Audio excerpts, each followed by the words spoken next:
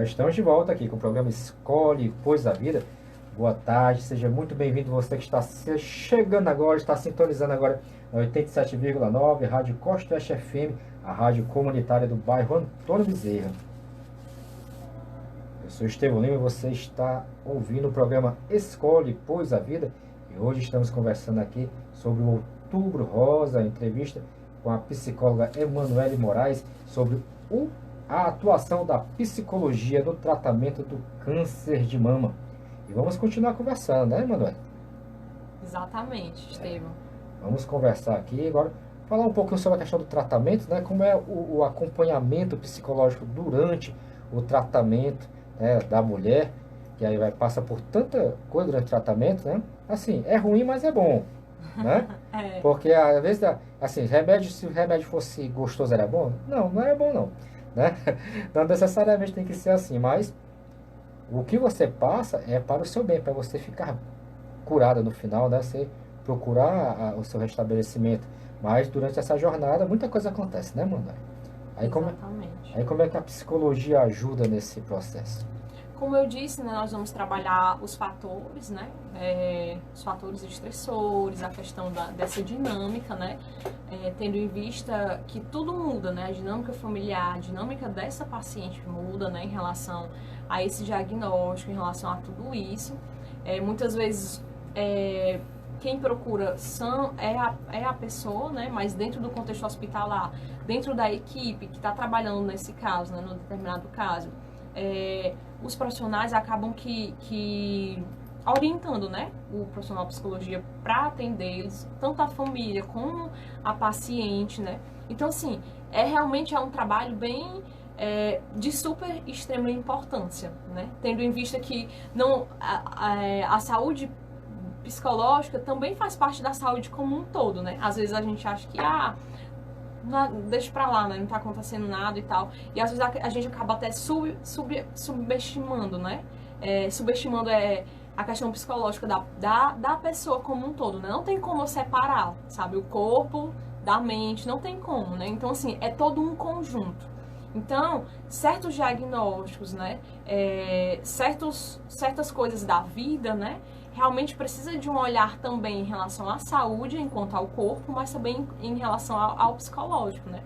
Então, assim, é um tratamento delicado e também de suma importância que tenha um profissional de psicologia, né, presente para trabalhar isso. E quanto à questão do ser mulher, Emanuele, como é que isso afeta a paciente que descobriu que está com câncer de mama, está passando pelo tratamento, passa por todas aquelas fases, né? Perder cabelo, às vezes tem que fazer uma mastectomia. Pronto, levando em consideração, assim, o fato da mastectomia, né? Primeiro, a gente precisa lembrar que mais do que levantar a autoestima, né? Porque a gente se preocupa muito, a autoestima da mulher, como é que vai ficar em relação à queda do cabelo, fazer a mastectomia e tal, né? Como é que vai ficar? Mas mais do que levantar essa autoestima, mais do que estar preocupada com isso, né? É importante que eu escute, né? Lógico, o Outubro Rosa é fundamental, as campanhas de prevenções também, né? Mas na clínica, a gente sempre tem que lembrar que o que nos importa também é a questão da singularidade, né? Então, assim, cada mulher, ela traz a sua experiência única. E o foco não é simplesmente, não pode ser, o meu foco, o meu olhar enquanto profissional não pode ser simplesmente em relação àquela mama, aquele seio que foi retirado, né? Mas na mulher como um todo, né? O que aquilo representa para ela, né? Quais são as expectativas que foram afetadas nesse adoecimento, né? Nesse processo da mastectomia, né? Então, assim, como isso vai influenciar? Qual é o grau de sofrimento, né, que essa mulher está tendo nesse momento? Então, assim, é importante eu trabalhar a autoestima dela? Sim, com certeza. Mas nunca levando somente para esse lado. Sempre buscando trabalhar a mulher como um todo, em relação aos seus projetos de vida, em relação à representatividade dela, em relação a aquele membro, né, que foi retirado. Por quê?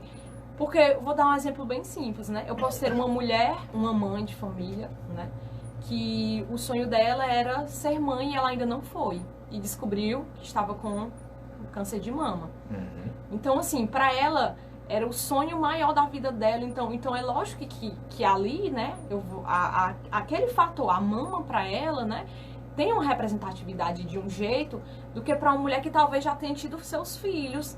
Lógico, não estou subestimando, dizendo que quem já teve seus filhos, o processo de sofrimento é menor. Não estou dizendo isso, né? Mas eu estou dizendo, tentando alertar para qual é o grau de significação, de representação que aquele órgão representa, né? Para cada uma mulher. É diferente, né? Então, assim, não é só levantar a autoestima. Às vezes também a mastectomia, né? Como esse processo de retirada cirúrgica da parte do corpo, ela é um evento importante também e também extremamente sofrido, né?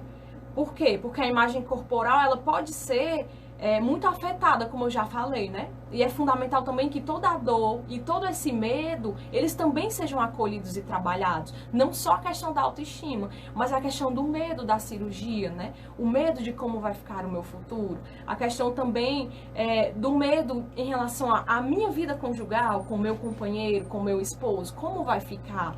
Entende? Então, assim, são vários medos, né? É a autoestima, mas também são os medos, as inseguranças. Então, nós trabalhamos todos esses aspectos. E, às vezes, né, a cirurgia, ela não vem acompanhada de um profundo sofrimento logo assim, de cara, né? Após a cirurgia. Mas, geralmente, né? Não estou dizendo sempre, geralmente, ela vem acompanhada de um alívio. Um alívio pela retirada, mas por quê? Porque eu retirei a mama? Não, porque eu retirei o tumor, que era aquilo que me preocupava, entende? Então, só depois é que essa mulher vai ter esse processo de elaboração. Às vezes ela não está preocupada nem com o seio, ela não consegue. A vontade dela é tirar esse tumor e tirar tudo isso para que ela se livre logo dessa doença, e ela não pensou. E aí, no processo, né, poxa, eu vou ficar sem o seio. Depois, às vezes, é que começa a ir caindo a ficha. Ou se ela pensou, ela não pensa do jeito depois quando tem essa retirada, né? Assim, primeiro o problema principal, né? O maior dos problemas. E depois... Exatamente. Aí depois doses homeopáticas vão aparecendo os demais. Aí vão aparecendo os demais, né? As demais preocupações dela, né? Então, assim, aí vem a questão da autoimagem, né? Tendo em vista que nós temos, infelizmente, um sistema de saúde que é falho, né? Então, assim, até a mulher conseguir uma prótese, né? E, de uma certa forma, mesmo que seja colocada, né? Mesmo que tenha tudo isso, a libido tem um acompanhamento em relação a isso, né? Porque isso afeta, muitas vezes, às vezes, não estou dizendo sempre, né? Mas afeta, pode afetar a questão da dinâmica, né, do casal. Então, é tudo isso, né? Então, é muita coisa que acontece, né? Realmente a cabeça da pessoa deve ficar, assim, a 1000 por hora, assim, acelera e desacelera, né? Acelera e desacelera, acelera, resolve uma coisa, aí vem outra preocupação, resolve outra, e vem mais uma. Por isso que é fundamental que vocês estejam lá. Isso, o acompanhamento psicológico. O acompanhamento psicológico tem que estar ali, realmente para ajudar a pessoa a se reafirmar, né? Assim. A se também colocar, não, organizar, né? Organizar tudo. Às vezes, em meio às dificuldades, a gente acaba aqui tendo vários pensamentos. Pensamentos. E aí vem um turbilhão de pensamentos e nós não sabemos nem quantas vezes, né? Você recebe um diagnóstico, não sei nem por onde começar. O que é que eu vou fazer, né? Ai, meu Deus, eu acho que praticamente não vai ter solução, né? Então, assim, o profissional da psicologia, né, ele vai tentar buscar essa paciente ou esse paciente, né, levando em consideração outros diagnósticos, esse paciente ou essa paciente a essa realidade, uma realidade de como é que a gente pode trabalhar nesse momento, né, como é que nós podemos diminuir os impactos desse sofrimento, né, de toda essa dinâmica que está acontecendo. Então, é todo esse processo, né, de trabalhar. E como eu disse, durante o processo pode haver a tristeza, pode haver também os picos de alegria, né? Por avanços, pode haver o estresse, pode haver o medo, pode haver... Então, é um turbilhão de sensações e emoções que pode acontecer. Assim, mas tem jeito, não tem? Tem sim. Sim. No final, tudo tende pra ficar tudo bem. Tudo concorre para o bem daqueles que amam a Deus, né? Olha, tá vendo? É uma coisa bonita. Não, diz de novo, mano. Gostei, diz de novo, diz. Tudo concorre para aqueles que amam a Deus. Então é preciso acreditar, né? Acreditar Exatamente. e entrar na batalha com vontade, né? Exatamente. Com fé, com esperança, né? Essa palavra. A esperança é algo primordial, né? Assim, nesse processo. A esperança não significa ficar esperando de eu ser uma pessoa Passiva, né? passiva em relação a tudo que está acontecendo, né? Mas uma esperança que me ativa, uma esperança que me faz ser protagonista daquele cenário, né? Uma esperança que me faz ter uma visão de que é possível, né? E aí nós vamos tentar ver também isso, né? O que é aquilo que hoje lhe traz vida também, né? Além desse diagnóstico. Quais são aquelas pessoas, quais são aquelas representações que lhe ajudam e lhe contribuem, né? E que podem contribuir para que você possa buscar a vida, o sentimento da vida, né? Diante desse cenário. Então, a gente trabalha muito essa questão, né? O que é que vamos resgatar aquilo que pode lhe trazer um pouco de vida, né? Tendo em vista que não que você tenha recebido, já está decretado, você vai... Não. Mas é como eu disse, devido ao estigma, né? O estigma social sobre o diagnóstico de câncer, né? Que é o de morte. Quem recebe... Você está marcado para morrer. Mas não é assim. Exatamente. Cada caso é um caso. E detecção precoce contribui para a sua cura. Exatamente. 95% de chance de tudo acabar muito bem. Exato. Ou não é? Exato. Né? Mas né? Não pode deixar passar não, a oportunidade. E depois, Manuel, depois de tudo isso, foi feito o tratamento. Passou por toda essa jornada, né? Toda essa epopeia, assim, né? Essa epopeia. Foi diagnosticado, tem aquele sofrimento, foi para o tratamento, teve o sofrimento, mas teve o pessoal junto lá para ajudar. Aí você disse, pronto, tá curado. Terminou seu tratamento, né? Então, o pressuposto supõe que tá tudo bem, né? Terminou o tratamento, você foi liberado, tá tudo bem, tá tudo legal. Como é que a psicologia entra também nesse momento pós-tratamento? Com certeza, né?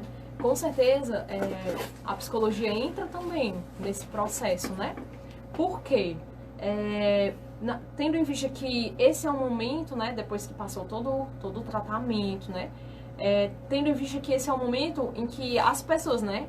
Elas se sentem e se mostram mais fragilizadas. Mas por quê, né, Manuel? Se deu tudo certo, se até ali realmente conseguiram, obteve o êxito, né, no tratamento. Mas é porque, muitas vezes, por essas pessoas terem se mantido muito firmes, né, durante todo esse tratamento, a quimioterapia, muitas vezes a radioterapia, e depois que tudo termina, né, elas às vezes se permitem vivenciar com mais intensidade os medos e as angústias e as tristezas. Como assim, né? Tem pessoas que passam por tudo isso, eu vou usar um termo, né? A sangue frio. Existem pessoas que conseguem, entende? Passar por tudo isso assim, a sangue frio mesmo, às vezes...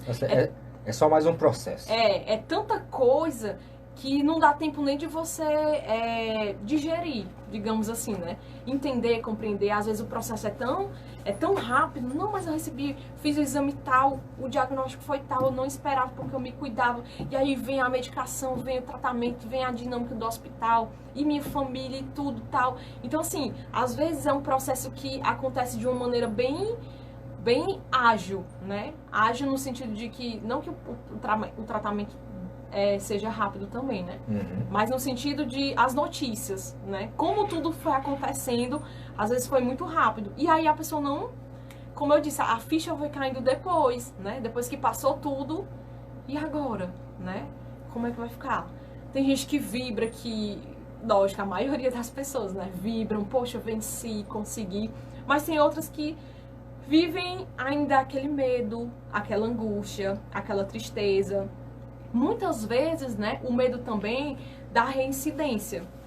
A gente trabalha muito o pós, né, o pós-tratamento, a gente trabalha muito a questão desse medo. Chega muita demanda em relação a esse medo da reincidência, né? O que é real, o que é comprovado, né? Então, assim, cientificamente. Então, esse medo da reincidência, ele aparece muito forte. E aí é nesses momentos também que a psicologia tenta ajudar, né? Retomar a rotina anterior do paciente. Às vezes a paciente passou 6 meses, 7 meses numa rotina hospitalar estressante, ou então às vezes até em casa, né, aos poucos. Essa rotina ela não vai ser colocada, ela não saiu de 7 meses, ou então tendo toda semana que fazer a quimioterapia e voltar para casa, ou então a radioterapia e voltar para casa, ou então mesmo ficar internada, né, dependendo dos casos e tal, se mora longe, se mora perto, enfim.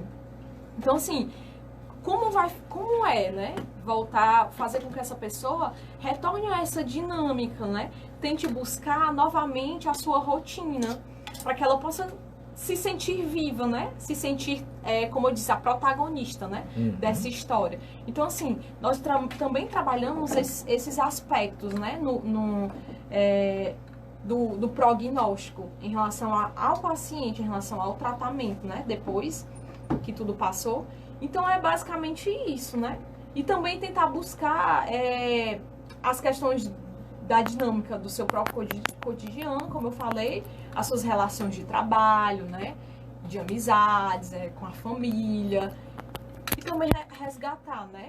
Aquelas perguntinhas. O que é que te produz vida depois de todo esse processo, né? Se você tinha um pensamento de morte, que ia morrer e achava que ia morrer, né? Então, assim, depois de tanto tempo pensando dessa forma, mas hoje, depois que tudo isso passou, depois de que tudo isso passou, o que é que realmente te produz vida hoje, né? Então, assim, o que é que me produz vida, né? É exatamente isso que a gente vai tentando trabalhar também. Então, existe também essa ajuda para ajudar a pessoa a voltar para sua... E para sua rotina. Ou não para sua rotina, né? Talvez assim para uma nova rotina, uma nova vida, né? Às vezes novos sonhos, né? Novas realizações. Exatamente. É importante o que você falou, né? Eu falei rotina, mas realmente o que você falou faz sentido, né? Às vezes não é a mesma rotina. E aí é interessante porque eu já tive experiência hospitalar, né?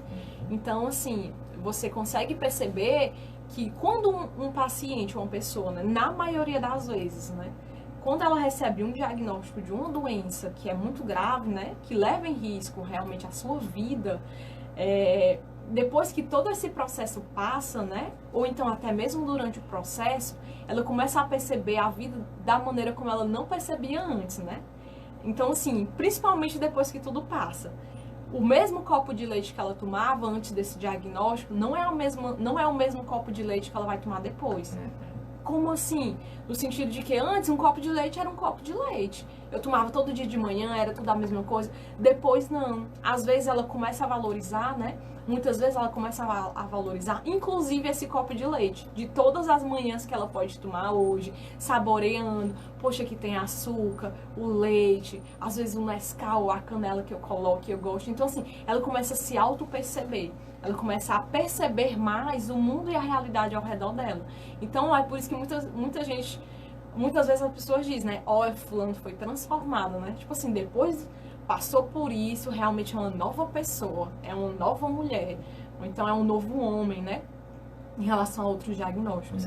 Então, assim, esse processo, né, de diagnóstico que coloca em risco a nossa vida, nos faz pensar em muitas coisas. Geralmente. É bom que faça, né? Vai ser uma nova oportunidade, né? Uma nova oportunidade que lhe é dada. Você tem que aproveitar bem, entendeu? Mas você não é obrigado, não. Se você não quiser aproveitar também, depende de cada um, né? Depende de cada um. Exatamente. Eu gosto muito dessa perspectiva da psicologia, né? Porque nós trabalhamos muito o que é o ideal para o meu cliente, para o meu paciente, né? Porque o ideal do outro não é o mesmo ideal que eu tenho para a minha vida. Por quê? Porque cada um de nós somos únicos, somos singulares, né? Talvez o seu ideal seja um ideal que não é o meu. Às vezes eu só quero o meu copo de leite mesmo, né? Isso. O mesmo, né? Às vezes eu não quero. Às vezes eu quero um novo. Eu quero um sem lactose. Exatamente. Então, assim, né, tem todo isso, né? Sempre respeitando a singularidade, né? Aquilo que o outro é, aquele que é o ideal para o outro, que não necessariamente é o ideal para mim. Isso. Mas aí o resumo disso tudo é que o importante é que você né? Principalmente vocês mulher, ou você homem também, né? Que é também os cânceres que atingem os homens, né? Que atinge todo mundo, na verdade, né? Que também procure, né? Se prevenir, procure fazer um diagnóstico precoce, né? Se cuide, faça sempre seus exames regulares, né? E não é que você esteja caçando o problema, né? Procurando o problema, não. Mas é justamente para evitar que um problema maior aconteça na sua vida, né? Então, prevenção é a solução, né? Ou pelo menos a maior parte dela. É, a maior parte dela. A maior parte dela. Tem mais alguma coisa que nós precisamos saber? Assim, dentro desse mar de informação, porque foi muita coisa, viu, Amanda? Eu tô perguntando só assim, de repente tem mais alguma coisa que a gente precisa saber? Ou Eu acredito que por já, hora... já tá de bom tamanho, né? Pra gente Uhum. abrir os olhos e correr atrás, né? Se cuidar, ajudar as pessoas que estão perto da gente a se cuidarem. E se alguma coisa acontecer, tá todo mundo junto. Uhum. Né? Só mais uma coisa, né? Muito cuidado com o que você coloca na internet, né? Às vezes você recebe alguma coisa, ai, eu tô com isso. Aí vou lá na internet o que é? Vou botar no meu querido Google, né? Então, assim, isso muitas vezes contribui para que a sua ansiedade, para que o seu medo, para que a situação agrave. No sentido de que você vai ficar, às vezes, perturbado, sem saber o que realmente tem e tal. Então, assim, antes de buscar qualquer informação na internet, né, procure um profissional, né? Procure fazer os exames. Tenha sua rotina de saúde bem planejada, para que você evite, né, possa evitar certas doenças, né, possa evitar certas complicações lá na frente. Então, assim, busque sempre a ajuda de profissionais, né, de profissionais para lhe ouvir, de profissionais para lhe orientar, né, não rebole. O que você rebole é bem cearense, né? Não rebole no mato. Não Não jogue as coisas, as informações que você recebe na internet, né? E não faça o seu autodiagnóstico, porque isso é muito perigoso, né? Você acaba, às vezes, tendo preocupações bem maiores, ou então às vezes você acaba de buscar a ajuda certa, porque você acha que não, toma isso aqui e resolveu. Não, acho que por aqui foi a solução, já deu certo. E às vezes só tá silenciado, né? Ou então às vezes nem resolveu e você não sabe. Então nesses casos, né, você pode incomodar o seu médico à vontade, né? Exatamente. É porque é melhor pecar pelo excesso do que pela falta. Aí você pode pecar mesmo. Perturbe. É melhor você ir para lá e ele dizer você não tem nada, depois todos dizendo você não tem nada, do que você não ir e depois ter um diagnóstico desagradável e tardio, né? O que é pior. Porque o ruim não é nem você ter o diagnóstico. O ruim é você ter um diagnóstico tardio. Então, busque ajuda. Sentiu uma dor na unha, corre pro médico. Não é? Então, tem alguma mensagem, Emanuel, que você queira deixar aí pro nosso amigo defensor da vida, nossa amiga defensora da vida? Eu gostaria de agradecer, né, a todos que nos acompanharam até aqui, as 2 entrevistas, né, a Nadiane é minha colega de trabalho também. Eu gostaria de agradecer a você, ouvinte, né, que ficou com a gente até agora. Eu espero ter contribuído um pouco, né, nessa tarde com vocês, levando um pouco de psicoeducação, de informação. Gostaria de saudar também os meus amigos profissionais da área da saúde que, porventura, estejam também nos escutando, né, nessa tarde.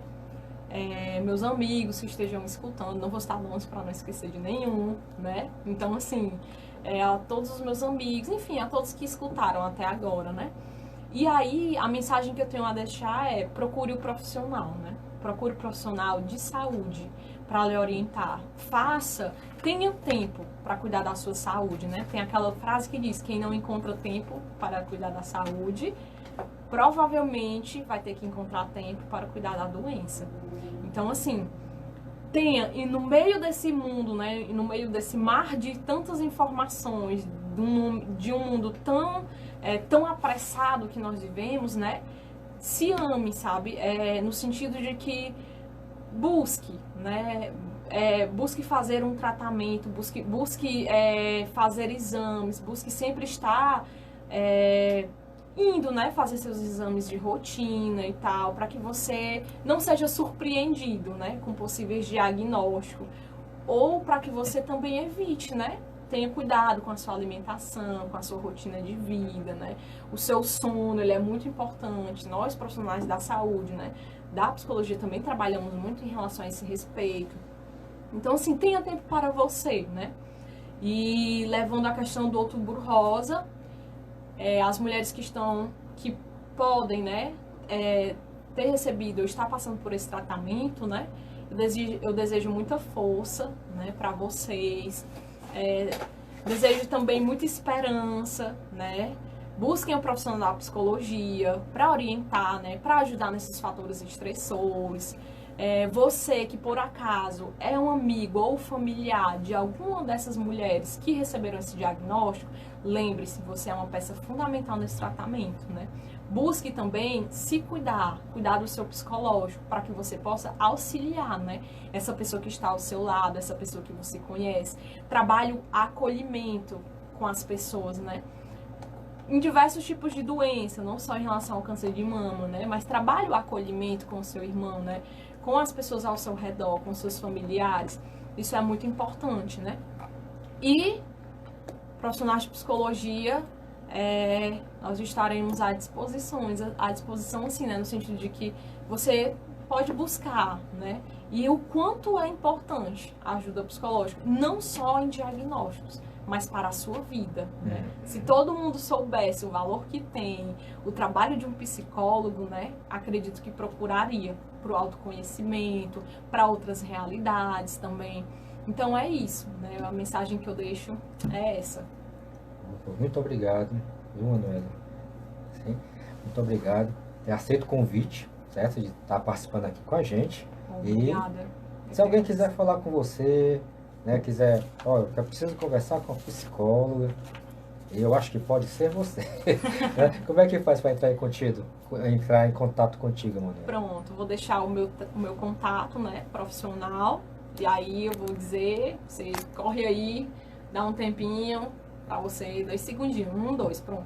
Tô brincando. Pega a caneta, pra pega você, o bloco, anota na mão. Anota na mão, pega o celular, bota logo aí, salva. O meu telefone, o meu número para contato, né, profissional é o 997389296.